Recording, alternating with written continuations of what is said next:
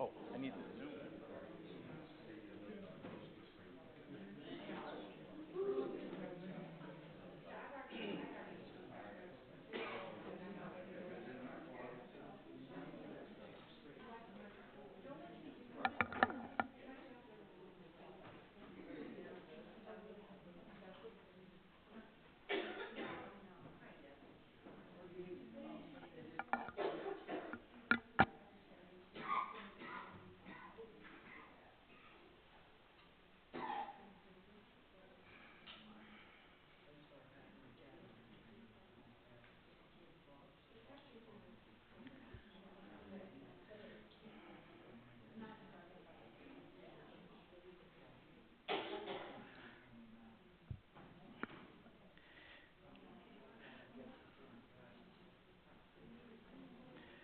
All righty. So you plug that in, right?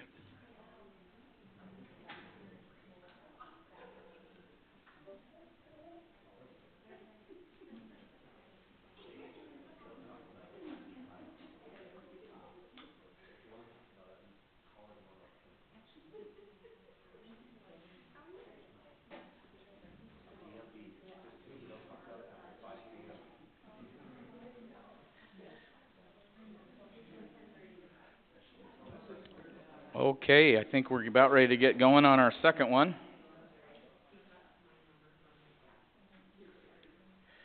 We have some representatives of Jacobs Engineering on. Okay, maybe we can have you guys introduce yourselves.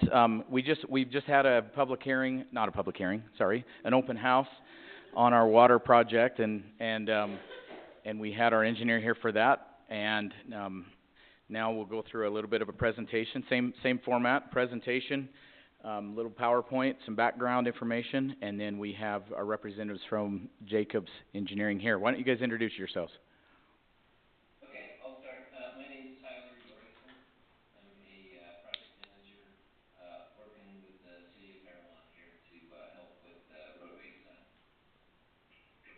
I'm James Dahl. I work with Tyler as an assistant PM, and I'm also doing the drainage and hydraulics.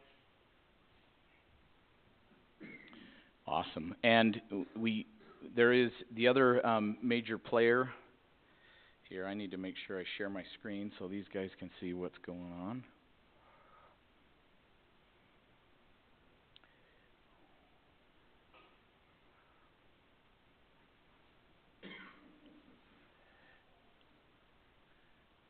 Okay.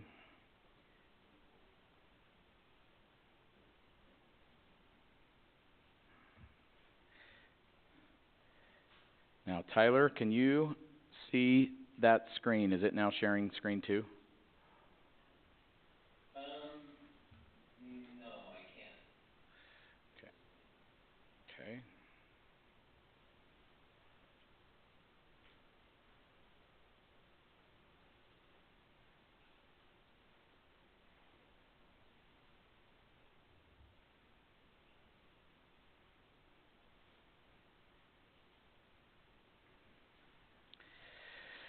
Alrighty.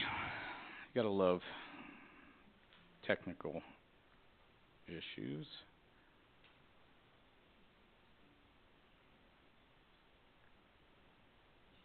Are you guys still there? Or did I just make a big boo-boo? I think I did. I tried to pull up the Zoom app, and I think what I did was I uninstalled Zoom. That is a major rookie move right there. Wow. That was quite the doozy there, Dan.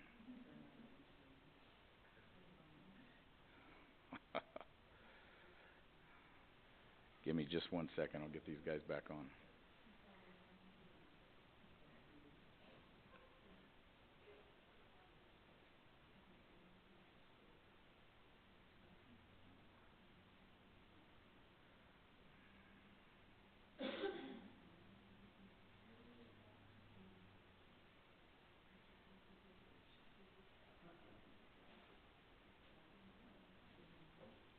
Oh, that's really frustrating.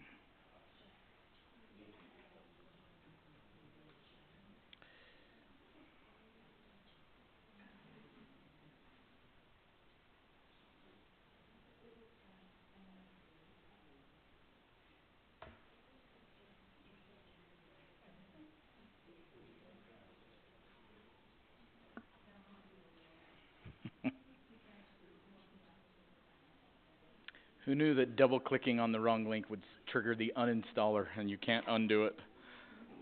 I about got it installed again. We'll get him back on.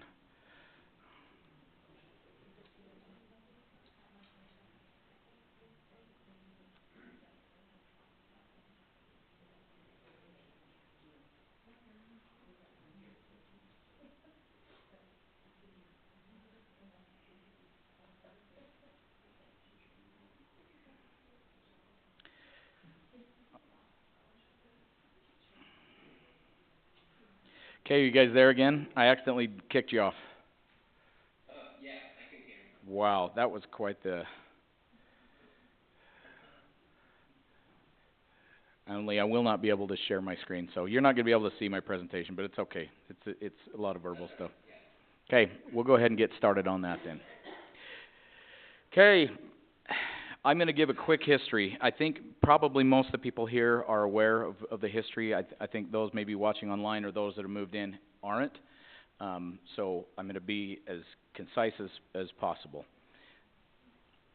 Believe it or not, our bridge was built in 1925. Its weight capacity was downgraded in 2019 to 25 tons. 25 tons is not a lot of tonnage for a bridge, especially a bridge on a highway or an old highway. In fact, we've been told that even certain water trucks, certain fire trucks, if they're filled of tender or something like that, technically shouldn't go across that bridge. The flood capacity, if you were in our previous meeting, you're aware that the flood capacity of that bridge is not able to withstand a 100-year flood event. Of course, we're probably all familiar with the pedestrian crossing or lack thereof. Basically, you cross at your own risk, and it's amazing we haven't had more problems with that. And of course, the failed guardrails and just the general deterioration of that bridge. Earlier, I mentioned a map, and I said that I would show that in this meeting. This is the FEMA flood map that was done based on LIDAR back in 2029. Right in the middle of where this water diverts in a 100-year flood event is right here. You have the diversion structure that we talked about in the last meeting is right here, and you have the Main Street Bridge and this smaller bridge which goes and serves these three homes. This becomes ground zero for a flood event, and that's what I was talking about. You can see it there represented on on the 2009 FEMA maps. When the city originally looked at this, when we were aware of all this and we needed to do something about it, they hired an engineering firm called Jones & DeMille. They did a feasibility study. They came back with 3 options. None of them were great options. I feel for the mayor and the city council at the time and the city manager because they didn't really have great options. One of the options was to move the bridge to 100 West. One of the options was to basically build a road that went up onto the mountain and right down through the middle of those 3 homes and go straight across with a bridge. The other one was to build basically, I see Miss West here, Kim West, was to build a road right through the middle of her house and out. And the reason why those were the only real options is because in order to get a 100-year flood event underneath the bridge had to be very tall and very long. And the other impact was that it would have dramatically affected the driveways and those that had to be on the north side of the bridge. They weren't great options. The other reason that this location is tricky is because of all the utility conflicts. So at the time, the council chose to move the bridge to 100 West. Since that decision, as we kind of really contemplated that, there was a lot of negative feedback. There was at one point a petition that was circled, I believe, a couple of hundred signatures. Do you guys remember? I see some of our city council. It was a couple of hundred, 250, something like that, that said, do not move the bridge to 100 West. I would go to different meetings with engineers and not to point anybody out, but they said, what are you guys thinking moving that bridge to 100 West? That's going to be a nightmare. After we got the federal aid agreement on the grant to start moving forward, we were then made aware that the city would be on the hook for building the streets out from that 100 West bridge, clear to 200 South, and Old Highway 91. We would be responsible financially for rebuilding the intersections at those two places and the intersection at 300 South. We would have to be exclusively on the hook for demolishing the old bridge and creating new turnaround and alignment there, which is another road back around, and fixing it on the north side as well. As we started to kind of look at these things, we could see that the cost would easily go over $1 million in just the additional work, and that doesn't even count the $400,000 match dollars for the bridge.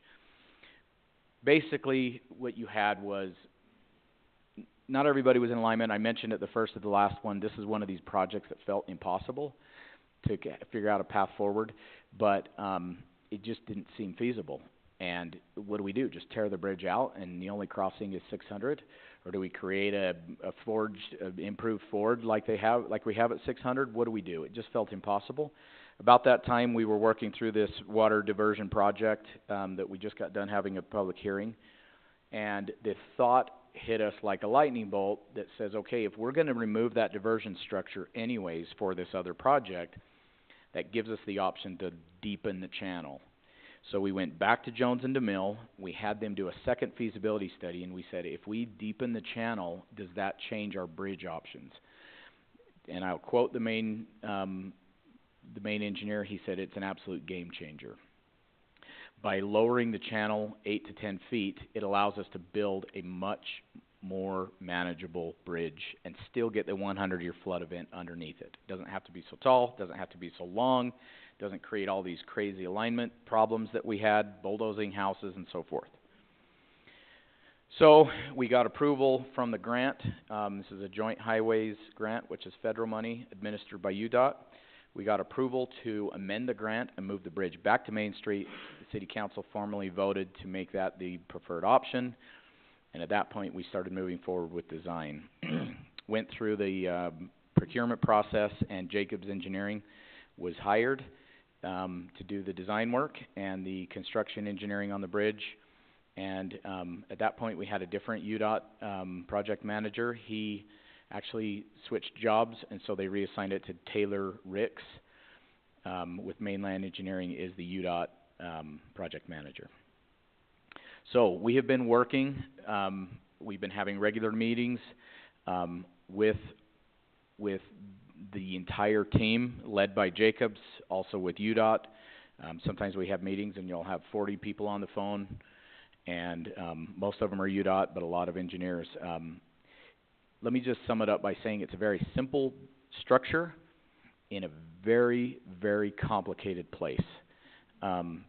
That, from a utility standpoint, is got probably the most conflicts with utilities of almost any intersection in town.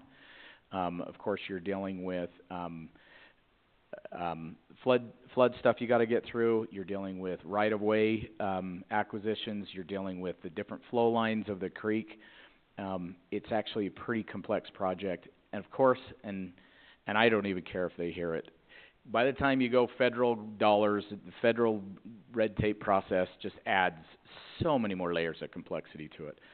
We like the money, we love the grant money, but it adds a lot of time and a lot of process. So we have been working weekly on this project ever since we talked about it last in City Council. And now we have gotten to the point where we have what we call the preferred alignment, which is they have to design several different bridges or alignments, and then through process of elimination and looking at the different costs, weighing everything in the balance, they narrow it down to a preferred alignment. We have that preferred alignment. That's why we wanted to have a public meeting. There's still a lot of engineering to do. We're not anywhere close to going out to bid, but we do have something that we can show the public that shouldn't change, and that's a big step, which is why we schedule this meeting. We are designing to the budget of $5 million. It's actually $5.044 million. Of that $5.044, 379 I think is city match, cash match. We asked them, because when we started to do the design work and we were looking at the different alternatives, if we could amend the grant and get more money, and we were told it was a hard no. Rarely would an off-system bridge like this even get $5 million, and they said, you guys have waited all this time, you either build a bridge or you're not, or don't, but you're not getting any more money. So we've had to really manage the budget dollars. There's no amending that grant. I will go into a little bit of detail, but just generally speaking, you may have seen out there they've been doing some core sampling as they've been doing. First of all, there's a lot of flags and a lot of paint. That's all part of the engineering process as they come out and take readings and have to graphically figure everything out in 3D space and understand how everything works. Recently doing soil sampling, the geotechnical engineers, that's what they've been out there drilling. We're still a long ways away from being ready to do construction. But we hope that we can get some of the utilities moved out of the way. There is a high pressure gas line that crosses right at the bridge, that crosses down through the channel. There's fiber optic. There is a major sewer line that comes down from Bryan Head that crosses right there. The city has like 4 water lines in 300 South, one of which is the penstock. We're hoping to move the utilities out of the way by having those utility companies move, or ones that will move at their own cost per franchise agreement, get those moved out of the way. And we're hoping to go out to bid and do construction the winter of 25 and into spring of 26. That's our target. It's possible that we run up against a major complication and it gets delayed. If it gets delayed, the costs just go up. We know what's going on with inflation, so we want to build it as soon as possible, but that's what we're looking at. Some of the construction details, we will remove and replace the existing bridge. And you'll notice when we get to the pictures and stuff, the alignment is almost identical to the existing bridge that's there now. It'll just be a much wider bridge, but it'll be almost the same alignment. We also have to remove the small bridge that is just upstream, 30 feet, 40 feet. That bridge serves there's a couple of homes that are back in there, which is technically an extension of Main Street right now. That small bridge is also failing, and the biggest problem with that small bridge, we would love to leave it in place, but in a flood event, that small bridge would wash out and would actually impact this large bridge, and it would create the same flood problem. So it has to come out in order to not threaten the new bridge as a requirement of the grant. We will then realign the intersections on either side. Oh, Kelly, maybe I can have you put these out while I'm talking, and then when they're done, people can look at them.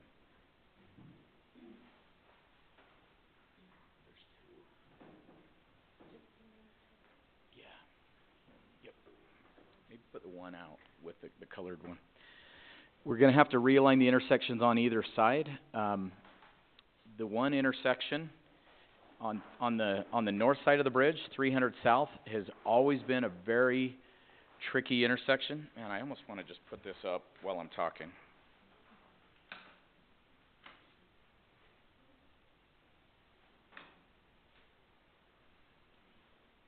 So everybody can kind of see what I'm talking about. The 300 South has always terminated right here at Old Highway 91. And if you were driving westbound on 300 South, you had to turn and go up here to this, what I'm going to call awful, whatever that is, where it merges with Main Street. That is not a very safe way to merge into traffic there. It's always been that way. It's never been great. I can only imagine back when this was a highway and people started to pick up speed.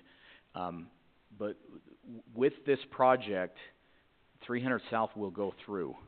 It will be a two-way stop, so the primary traffic that's going out on Main Street, turning to Old Highway 91, will travel through without any stops, and there will be a stop sign here as you're heading eastbound, and there will be a stop sign here as you're heading westbound.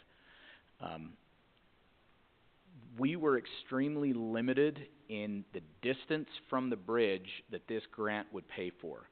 UDOT was very clear that what they are doing is replacing a bridge. They are not fixing our road system. And in fact, some of the first designs that Jacobs Engineering did had us having improvements clear out to the north and clear out here to the south, so that it made a little bit better sense. As it is, what you see in blue is the asphalt work that will be done. Outside of that is beyond the scope of the construction of this project. But it will handle the key points. It will flow. It will work afterwards.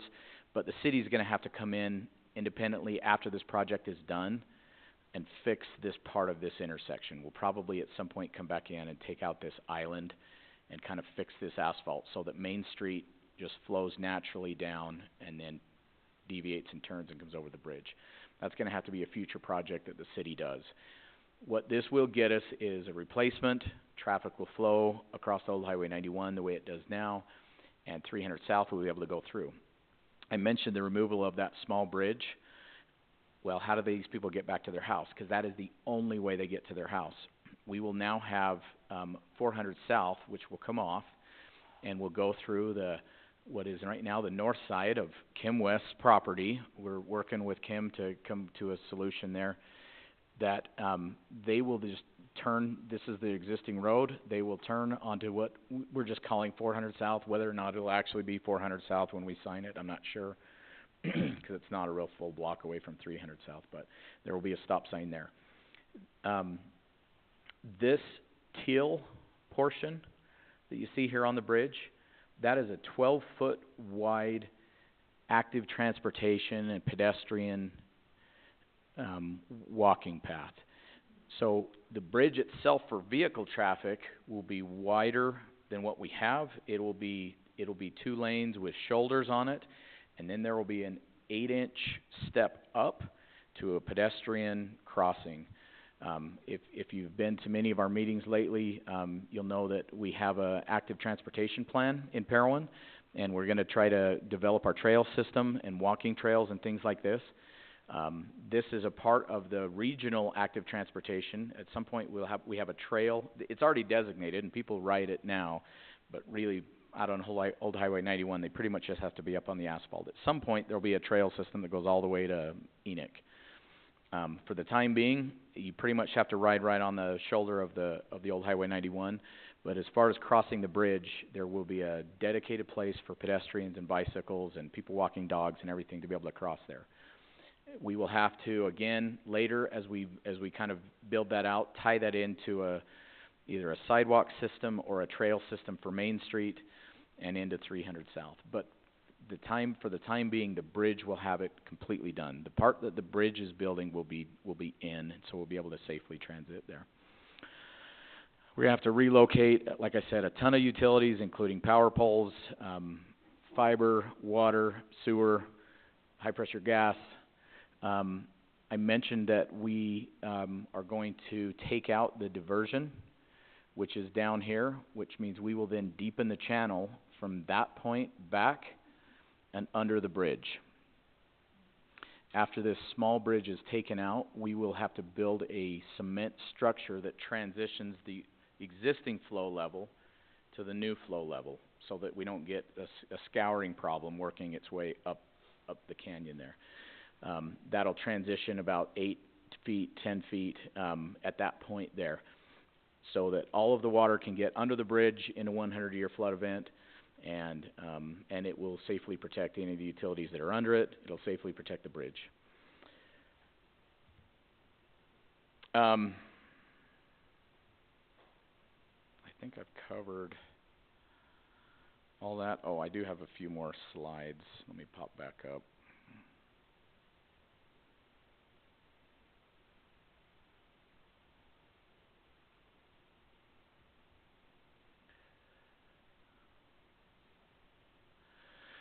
Benefits of the bridge, obviously we'll have a new, safer, wider, new bridge.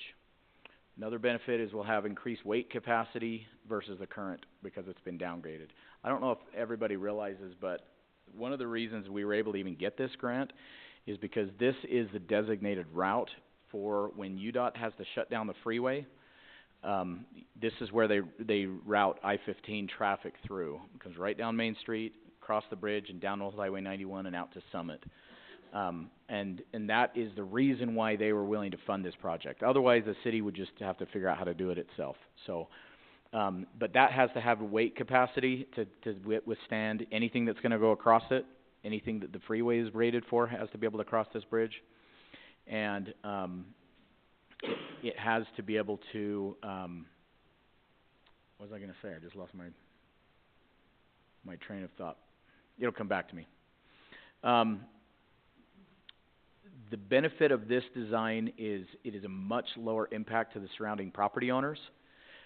With the exception of the property that we're looking to acquire in order to put that 400 North in, the surrounding property owners will see zero impact. On the north side, as we kind of refix that little island that was left, we're going to have to work with those property owners for their driveways and so forth. But eventually they will live on pretty much what looks like Main Street for everybody else there.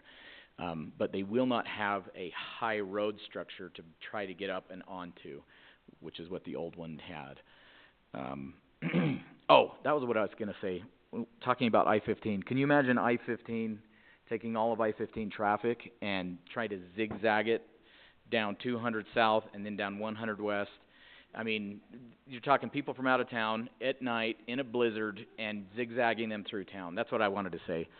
So when we started thinking about this, that was another factor, was if in the event, and it happens once every year or two, that they run I-15 through here, we want to get them straight through town and out without a lot of chaos, right? And for as short a period of time as possible.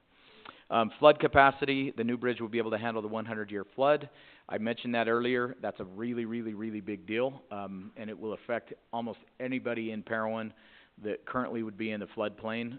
When we can do a letter of map revision and remove that, that's big. That's big for property development. If somebody wants to build a house on their property and they want to put in a basement, as we move forward with FEMA's new rules, we want to get us completely out of the floodplain. Improved intersections. I showed you about that on 300 South. To be able to drive through on 300 South and to be able to get rid of that other weird intersection is a huge advantage. Pedestrian safety is another big advantage. Of course, I told you about the 12-foot walking, biking, city and the county trail system, and safety. There's so many safety features about this bridge, not just that it'll be new and actually have working rails on the sides, but it is a lower speed than it was originally designed for. One of the reasons why that bridge has what is such a steep, what they call a super elevation, or that's that sideways slope on the bridge, is because it was a highway. And when you're making a turn on a highway, they have to bank that road up on a steep angle. So the new bridge will not have such a steep super elevation. It'll be a little bit flatter, which is one of the reasons it's going to make those intersections be able to work, so traffic can actually flow. There still will be a super elevation. It still is a curve, and they were only able to deal with the constraints that they had, but they will be able to lower that super elevation of that bridge. We will put in better signage when the bridge is complete, so people know they're coming up to the intersections. We've already lowered the speed limit on that to what Main Street is, and we plan on putting in better lighting. That's a function of the city and power company, so we'll be able to put better lighting in, and again, the separation of cars and pedestrians for a safety factor.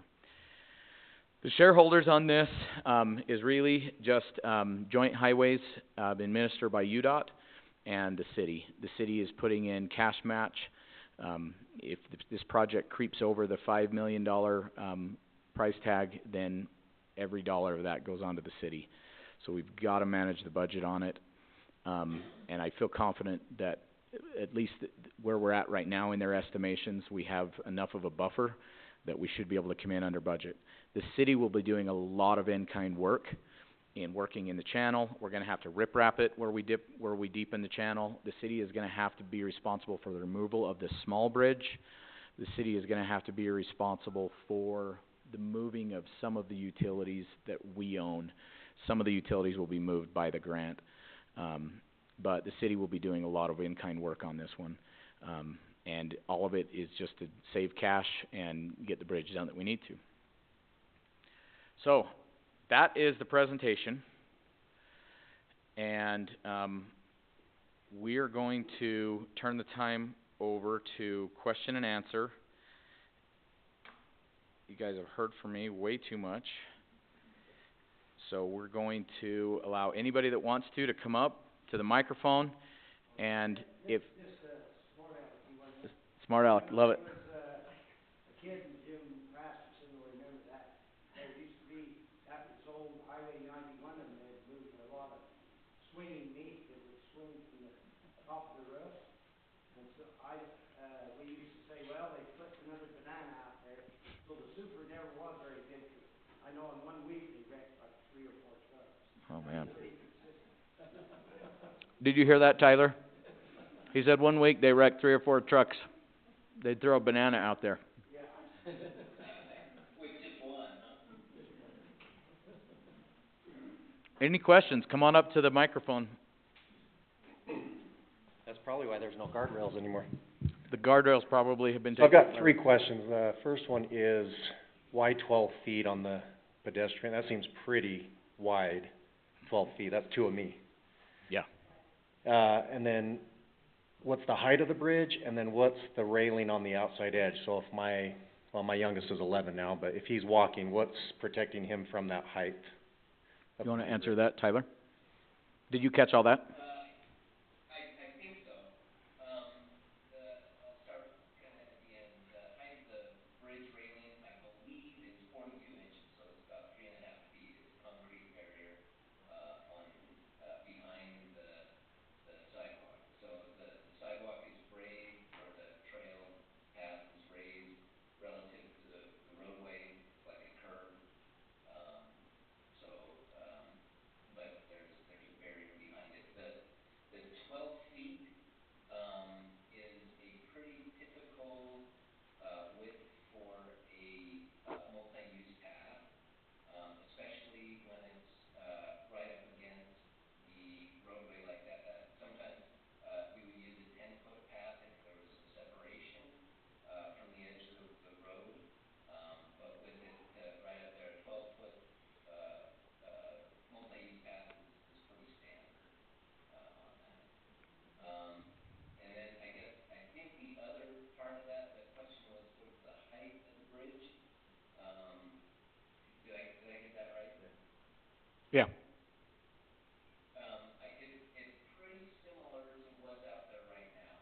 If we look at the profile or the elevation of the new bridge compared to the existing bridge, they're pretty comparable.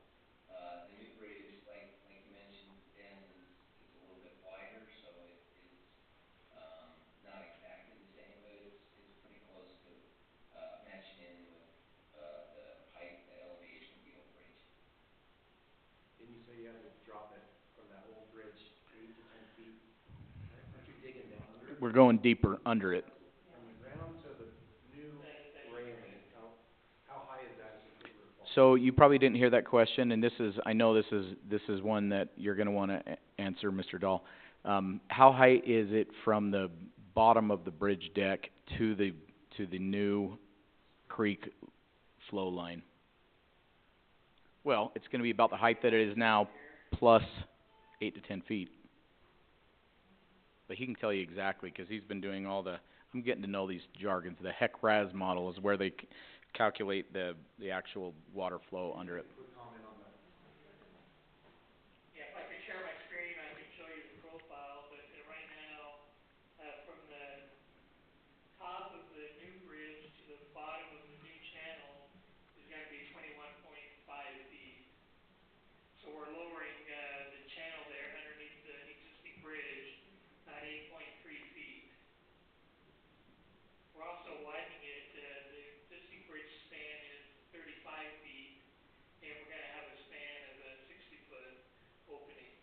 This is so we can pass the 100-year flow, which is 4,900 CFS.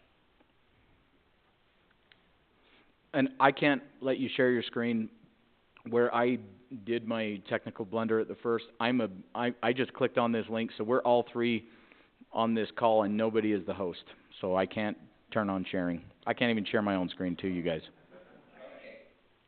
So if I'm understanding on the pedestrian side, you've got a concrete barrier, like a Jersey wall, maybe a little bit taller? So there will be the 42-inch concrete will be on the extreme edges of the bridge, separating the pedestrians from the vehicles. There's going to be an 8-inch curb. Okay. It'll be up higher, and then they talked about putting like, what were you talking about putting in there?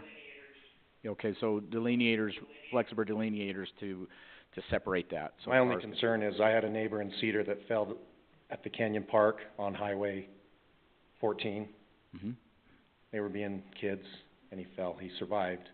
But now you see there's a chain link fence going across East Canyon Park.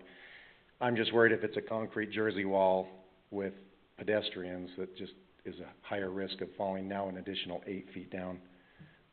But, I mean, I don't know the solution. I'm just, 20, 30-foot fall is far if a kid's balancing on a concrete Jersey wall. I mean, they just put those up in Bryan Head and they look fun. See how long you can balance across. So that's my concern with kids. Did you hear that, Tyler and James?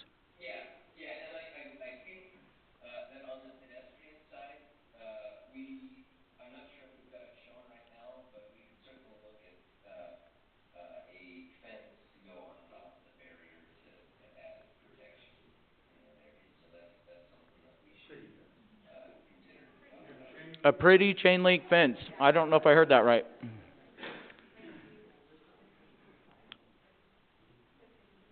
Yeah, come on up.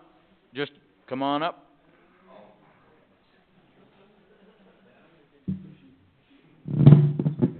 Question I have is, the elevation of the 300 South that stops on the west side of Main Street is lower than the bridge. Highway 91. Yeah.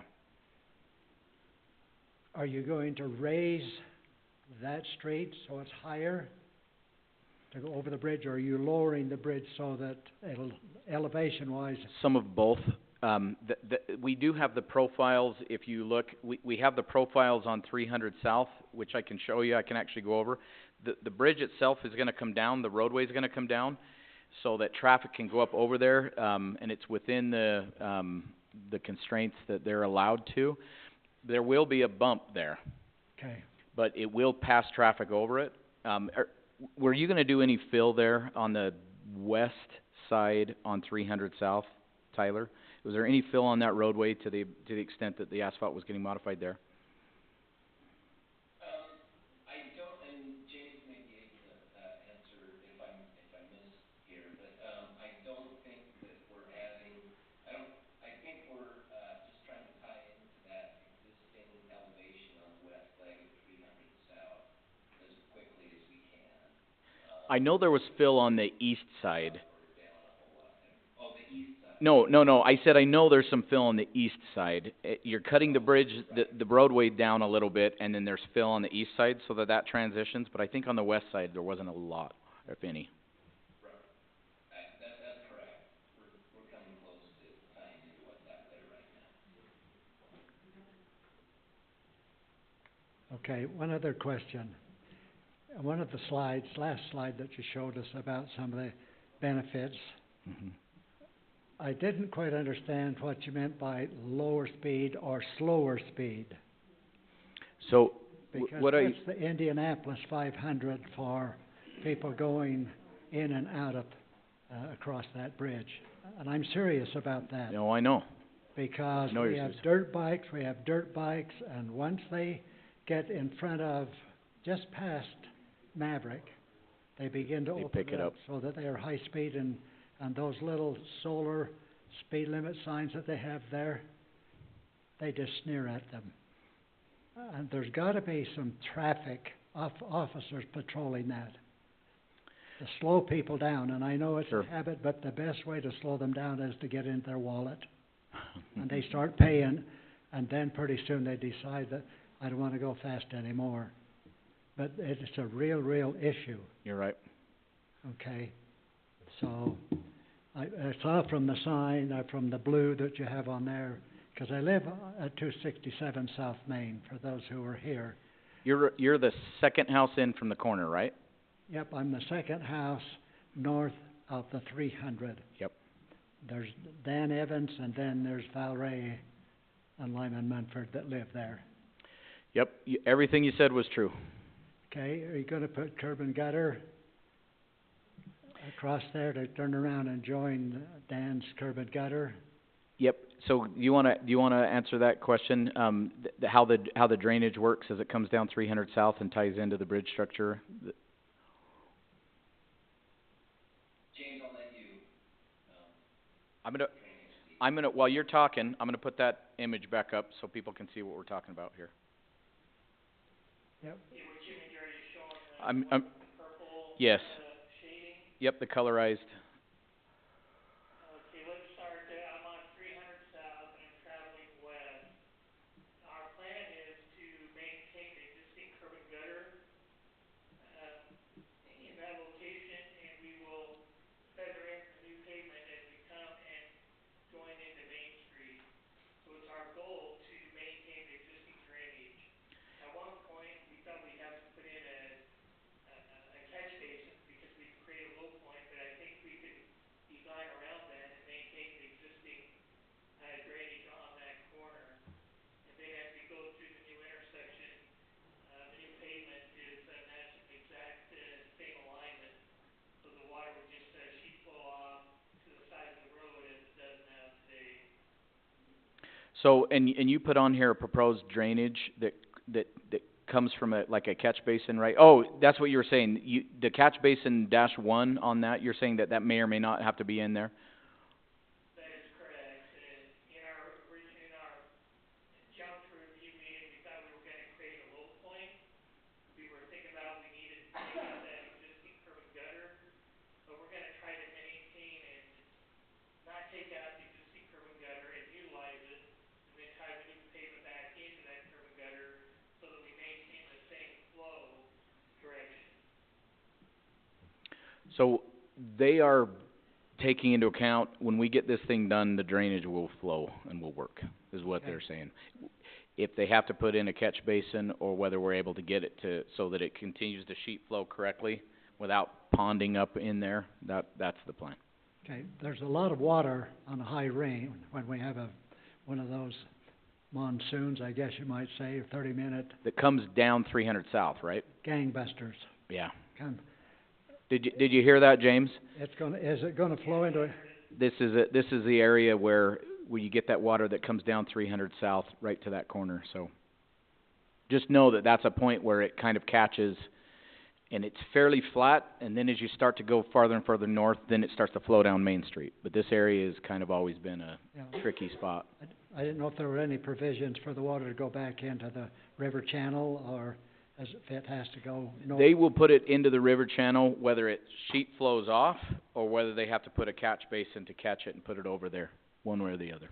Okay, thank you.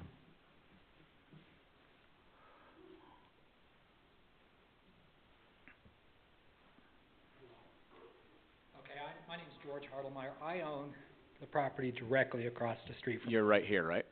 That is me, yes. Yep. And my question is, and it's just interesting to me that most of the traffic coming in front of my place is walking on the highway right now. There is no sidewalk in front of my house. Yep. So people are leaving Maverick Chevron, and they are going to walk to 300 South. Yep. And then they're gonna try to cross the road to a pedestrian Yep. walkway over the bridge. Is there any thought to continuing the sidewalk to 300 South on the west side, so those people that are walking away from Maverick back towards the park or back towards their homes can make a right on a sidewalk through there and not go back out on the highway in the middle of that curve? That's my first question. That's just a thought. Okay. And then the second part of this is, the reason the sidewalk is on the east side as opposed to staying on the west side. Have you guys thought about, what was the reasoning behind having the sidewalk on the east side instead of the west side? Did you guys catch both of those questions? Yeah. And follow that? I'm not sure I followed it. You want me to give it a shot? Yeah. Yeah, go for it. And I can fill in as needed. Probably as Dan noted, we, in some of the initial concepts that we looked at, we had the, road and some other, things, extending further away from the bridge than what you see right now. Based on our, discussions with UDOT and regarding the funding, we ended up being pretty limited as far as what we could do as far as extending sidewalks or making other improvements, away from the bridge location. We do agree that there, it would be really helpful to have some, additional connections and accommodations, but that's, simply outside of the funding of this bridge replacement project. So translation, the city is not done, and we're gonna have to figure this out without this grant money. Some of the alignments, even in this alignment that they were starting to get into, we were getting into the $6 million range. UDOT came back and said, absolutely not. You have got to bring this thing way in and build a bridge. That told me, that means we're gonna have to come in and solve this after the fact. We don't have any sidewalk that goes down Main Street north of Maverick, either on either side. And we are putting in, you know, this nice 12-foot pedestrian section, but over here we don't have anything. Like we just don't have any trail system at all. And so, we are looking at some additional money that Utah has. They have trail grants. I want to give a shout out to Mayor Halterman. She pushed really hard, and the city got a grant and developed an active transportation plan that was paid for by a grant. The state is about ready to turn out a lot of new grant money for trail development. And our new Public Works Director, Aldo, he is all about it. And he's wanting to apply for some grants, and I've said, hey, if it's, as long as we plan it and it's part of our existing plan, let's go for it. Clearly, when this bridge gets built, we don't have it, it doesn't tie into anything existing. You know, how do we tie that in? Is it, can a sidewalk come around this corner? Are we gonna have to make a crosswalk here to then tie in over here? Are we gonna have a main sidewalk that stays on the east side and then ties into a sidewalk system here? Have to kind of work on these driveways. These are questions that this grant will not pay for, and we are gonna have to solve after the fact, whether it's additional grant monies or city just does it. Okay, my follow-up is, what was the reason having the pedestrian sidewalk on the east side? What was the logic on keeping it on that side where you're gonna force people to cross that bridge in that corner from the busiest side is gonna be the west side? What was the reason behind not going inside? I can't remember why it... Stop messing out. Okay, thank you. Thanks, George. Because I would say, it's because the park to the south is on the east side of the road, so you just wanted to maintain the trail to get access to the park without having to cross over Old Highway 91. There's the park, and there's also this trail system that goes down Highway 91 is meant to be on the... If you're heading north, the right side, it's the south and east side. So it makes perfect sense on the south side of the bridge to have it on that side. When you get over to this side, really either side of the bridge, either side of Main Street has sidewalks that go up and down it. We're gonna have to tie both sidewalks into this thing, and we're gonna have to plan for that wider trail system to come through here somehow. And that's our next project as it relates to this issue. But we didn't have the funding to put it on both sides. We had to choose one or the other. Let's move that trail to the north side, all down Highway 91. Put it on the other side.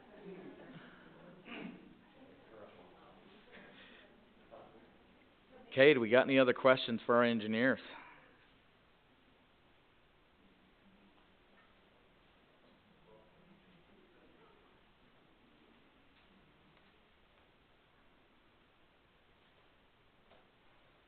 Going once. Oh, okay. Okay, and they may have said it and I wasn't listening. So, on the outside of so we moved here 11 years ago, and one of the really fun things from our house walking to Main Street was to be able to look over and throw rocks in the water and look at the water. And so is there gonna be, from that side facing the creek, is it gonna be are we gonna be able to see the creek? Yeah. So you and your husband should get together and coordinate your I question. know, come up with a plan. So, 42-inch concrete structure, obviously you'll be able to see over that. If we do put a fence on that, we would probably, chain link isn't the most pretty, but, something that you can see through, yeah. We don't wanna have, and by the way, there's no judgment here. Some people would be in love with it. At one point, the idea was a covered bridge, right? That was Don Landis's plan. But it'll be, now this is me being, looking into the future, 10 years, we'll look back on this, we'll have all these tie-ins done, and this thing will make sense. And it's gonna be like, people will remember the old decrepit bridge that was there. The beauty of this alignment is, it's pretty much the same bridge as we have, it's just a better version of it, with as little impact as possible, and it fixes 300 South. And once we get some pedestrian tie-ins, I think and people get used to it, I think we'll look back on it and say, that was a good use of city time and money and all that stuff. Mark? Well, I ride my horse and stuff a lot around the ski hill and stuff, and we do an annual horse ride and stuff, and sometimes there by the breakwater and stuff you can't cross, so sometimes we have to come down by the Heritage Park. Yeah. So, it makes more sense to me to have a walkway next to hills. Yeah. Everything. What is there over, that's just residential, I guess. So, I'm glad you brought that up. We are gonna be exploring some trail systems. One of the parts of this that is exciting is we're going to have to impact Kim, but we're also gonna have to acquire this property here that's just right here by the Heritage Park. We are going to be using corridor preservation funds to buy that. We have a recommendation from the RTAC that'll go to the RTEC. You don't have to get into all of that, but we're hoping to use the county preservation funds to acquire the right-of-way that needs to be for this. If we use that property for a transportation purpose, then we can retain that property. And a transportation purpose could be a trailhead.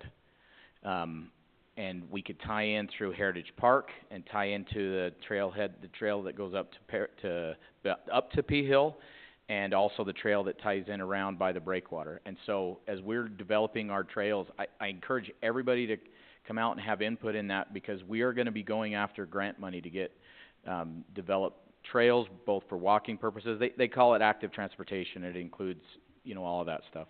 About the only thing you don't allow on active transportation official trails is motorized vehicles. So bikes, horses, people, all of that stuff goes on there. And then we get into e-bikes. We're not going there, John. Not right now, but anyways. So yeah, we wanna develop that. We wanna have everybody's input. We'll see how that works out with that property, and what amount we'll be able to retain or whatnot. But we would also like to, further develop the park and make Heritage Park. We have a water feature, the water that goes down through there. It's gonna have to tie in and come and work its way out to PAROWAN Creek. That's part of figuring out the drainage with this too. So, anyways, any other questions?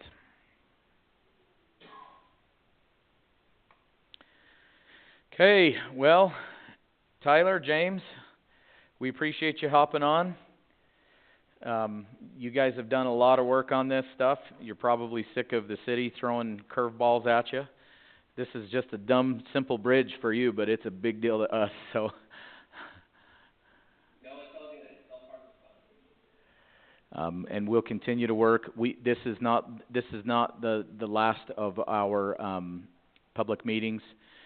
We will have to have one for the federal process on the environmental stuff. And, if there's significant additional information, as we actually start having pictures and elevations, and they can actually show us what these things look like as we continue to develop, more than just what you saw, we will share that stuff. We'll probably, at a minimum, put it on social media, put it on the city's webpage, but when it gets close to where we're actually ready to go out to bid, we'll probably do another public meeting, and so you can come in and see even more detailed plans. Yeah, Bob? I might have missed this. Once the road closes and they start work, how long will that road be closed? So how long will the bridge be closed? What's the estimation on construction window on a project like this, Tyler? Or is that way too preliminary to give an estimate? I would guess,